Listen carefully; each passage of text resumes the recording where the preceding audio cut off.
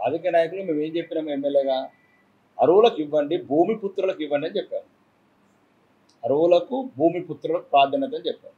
భూమి పుత్రులు అంటే అంకాపూర్లో పుట్టిన వాళ్ళు, పెరిగిన వాళ్ళు ఫస్ట్ ప్రయారిటీ ఇవ్వమన్నాం. తర్వాత ఆల్రెడీ ఇంకా ఉన్నాయి, ఇంకొక 70 ప్లాట్లు వస్తున్నాయి. రాజకీయాలు వేయాలనుకుంటే ఈ చౌకబారు రాజకీయాలు మానేయమని చెప్పారు.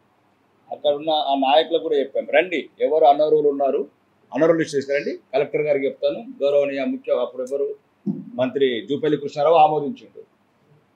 దాని మీద ఆర్డీఓలు, కలెక్టర్లు, సబ్ కలెక్టర్లు సర్వే చేసారు. అధికారుల మీద చర్య తీసుకుంటాం ఏమైనా తప్పుంటే. పంచేది రాజకీయ నాయకులు కాదు కదా. మేము ఏమని చెప్తాం, రాజకీయ నాయకులు అరువులకు ఇవ్వండి, పేదవాళ్ళకి ఇవ్వండి అని చెప్పాము. రాని వాళ్ళకు కూడా మీరు ఎక్కడే చెప్తున్నాను, రాజకీయాలకు అతీతంగా రాని వాళ్ళు ఎవ్వరు ఇబ్బంది పడే అవసరం లేదు.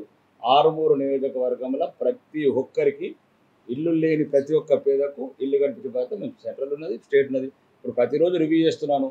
ఇందిరా మిల్లు ఏదైతే ఉందో మా కేంద్ర ప్రభుత్వ సహకారం నుంచి ప్రతి ఊర్లో కూడా పురోగతి సాధిస్తున్నాయి చెప్తున్నాము. అవినీతి లేకుండా చూస్తున్నాము, ఇసుక అందుబాటులో తీసుకొస్తున్నాము. అక్కడున్న కమ్యూనిస్ట్ ఎర్రజెండా నాయకులు కూడా చెప్పాము, ప్రత్యేకంగా ఆహ్వానించాను. ఎవరైనా అవినీతి జరిగితే చెప్పండి, అవినీతి రికవరీ చేసి జైల్లో దోషేస్తానని చెప్పాను. ఇంకేం కావాలా? కాబట్టి అది ఏమైనా ఉంటే ఏమైనా మీరు పత్రికా విలేకరులు కూడా ఏమైనా ఉంటే డీటెయిల్స్ ఇవ్వండి. కలెక్టర్ గారికి, మంత్రి గారికి చెప్పి దాని మీద ఎవరైనా తప్పులు జరిగితే సరైన చర్యలు తీసుకోమంటాం. అనర్హులు ఉంటే క్యాన్సిల్ చేయమంటాం, క్యాన్సిల్ చేసి అరువులకు ఇవ్వమంటాం.